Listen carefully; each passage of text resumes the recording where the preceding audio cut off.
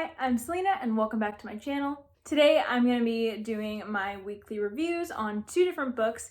It's a little bit late. I was supposed to do this, I was supposed to put this up on Sunday, but it's Monday right now because I took a little break and lighting was just not cooperating yesterday. So I have this up a day late, but there will be videos as normal this week and hopefully the weeks to come. So the books that I'm talking about today are both fantasy romances, honestly, which is really interesting. It's a coincidence. I don't pair books together because they're similar or anything.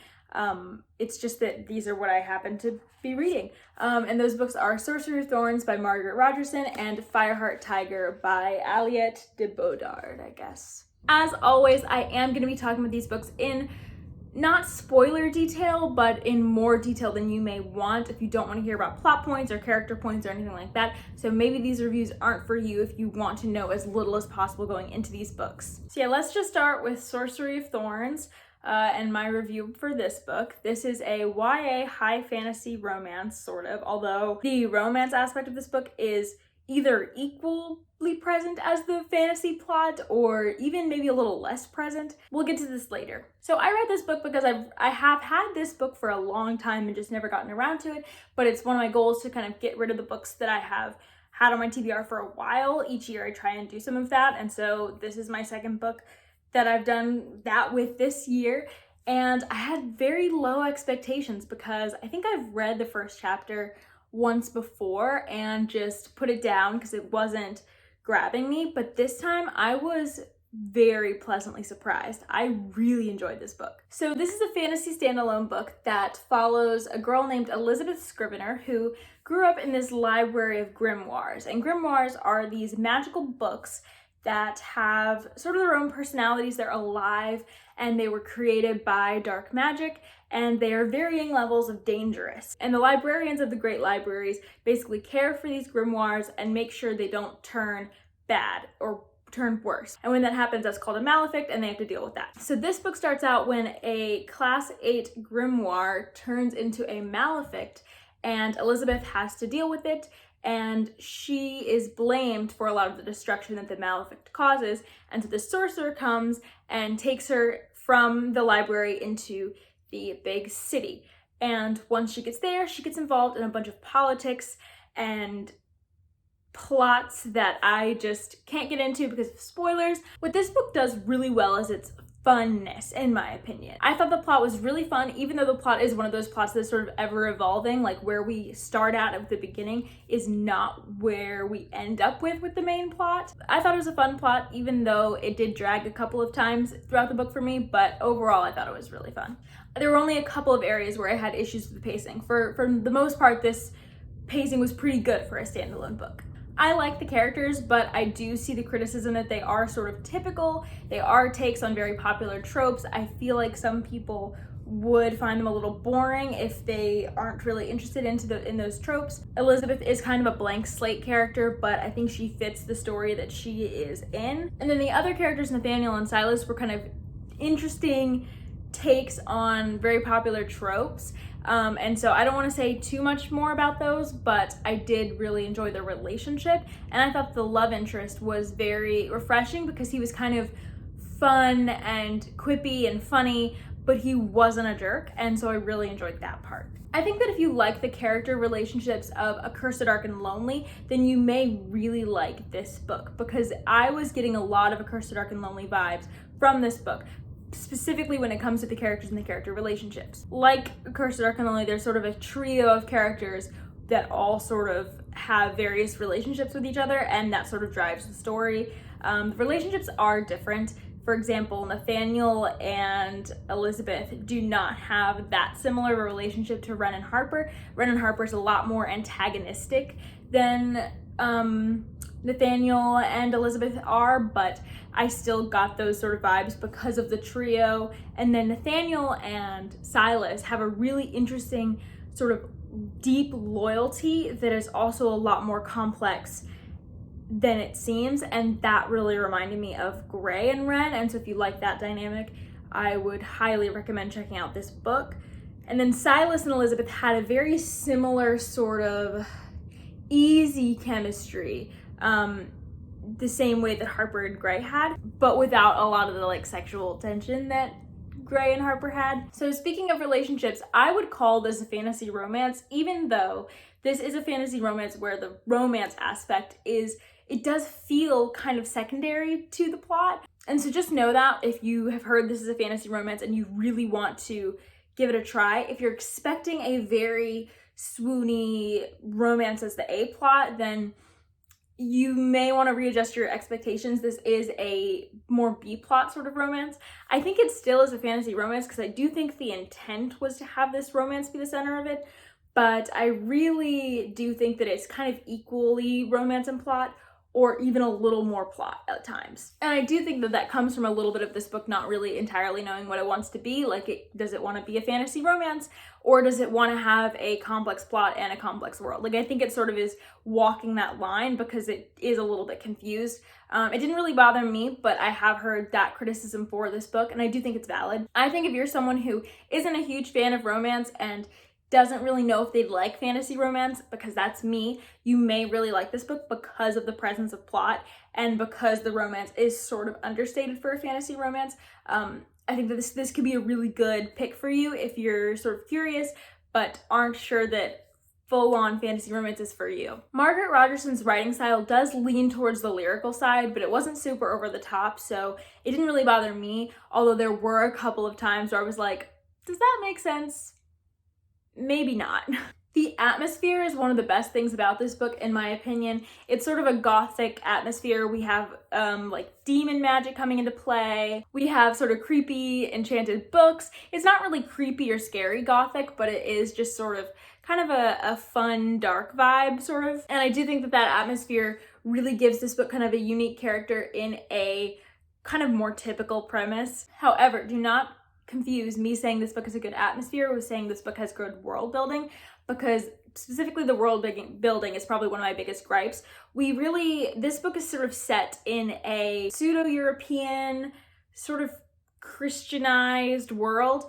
It's sort of similar to Victorian England, and it has a lot of like the magic is very wrapped around things we would associate with a Christian Eurocentric worldview, like demons, pacts with demons, demons giving you magic, having to make deals with them. And the overall vibe of the world was what Margaret Rogerson was relying on for the reader to sort of know already what this world is. Like, she gave you this magic system and certain things about the world and was like, okay, fill in the rest yourself.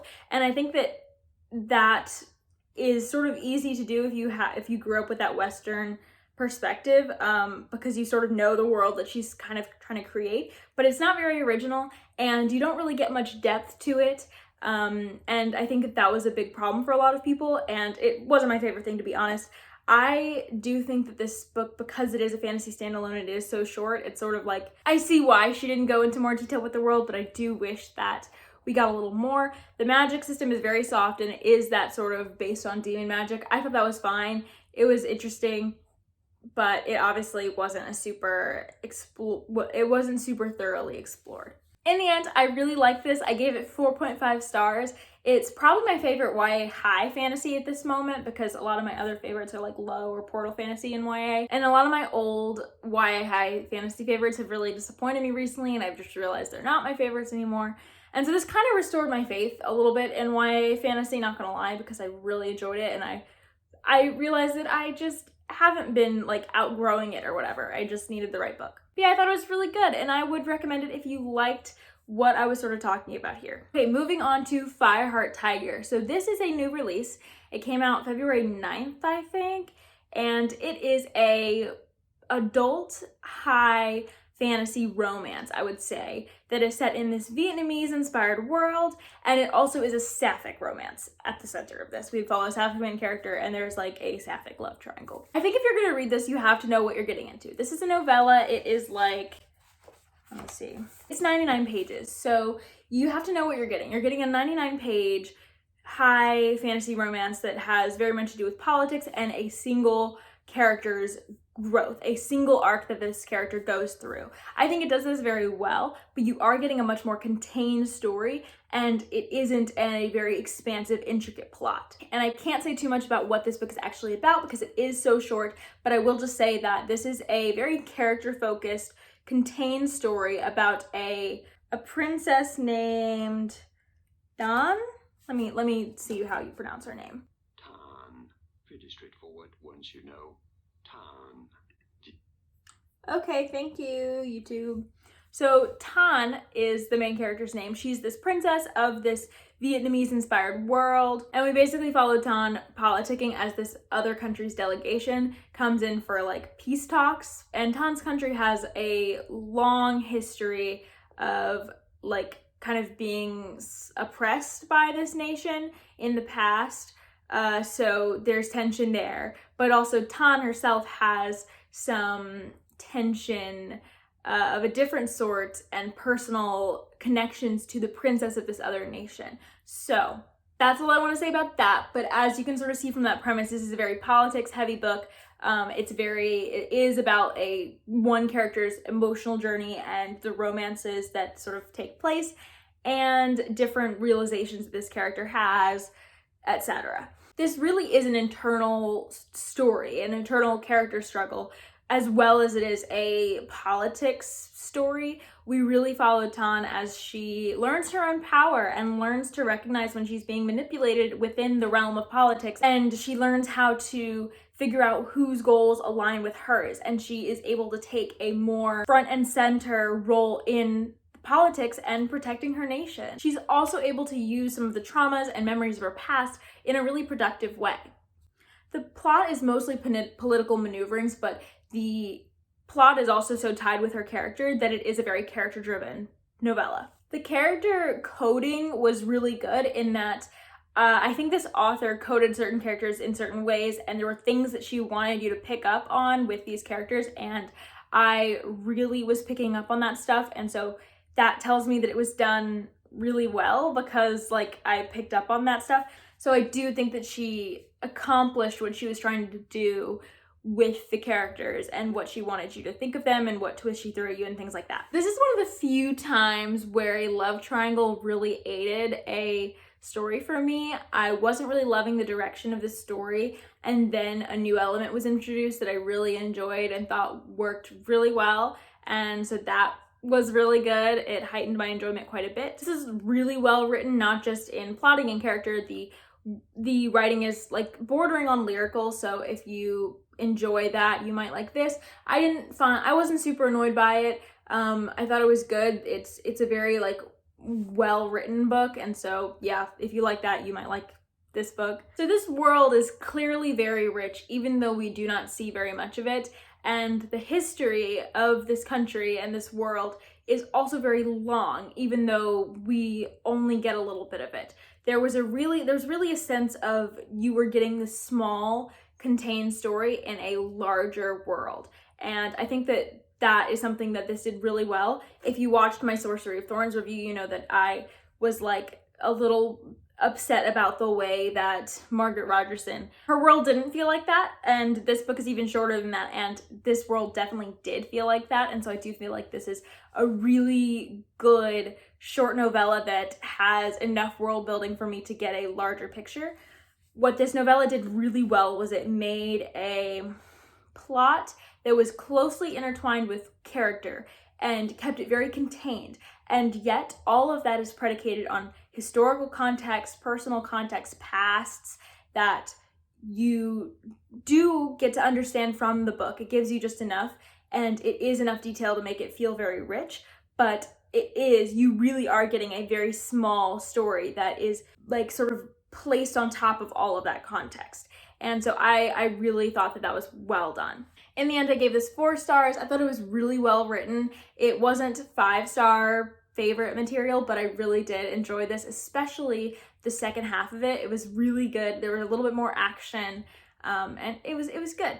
It was good thematically, not a lot of complaints. It was nice. Thank you for watching this weekly reviews, and I will see you next time. Bye.